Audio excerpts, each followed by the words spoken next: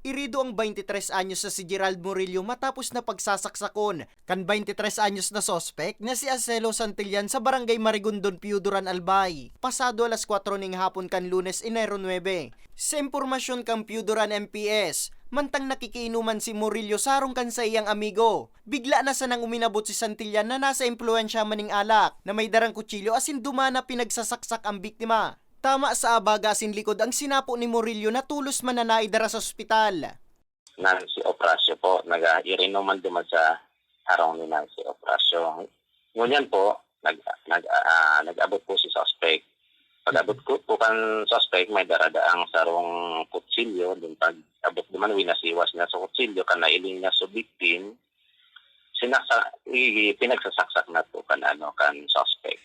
Nagpurbar man ang sospek na dulagan ng krimen na sa iyang nakumitir, alagad tulos man na naarestar sa ginibong hot pursuit operation kang kapulisan.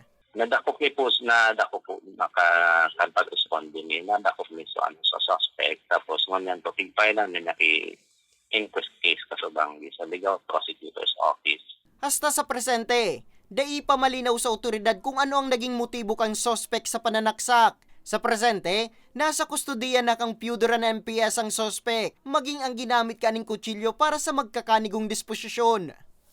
Para sa mga baretang tatak Bicol, Nomer Corporal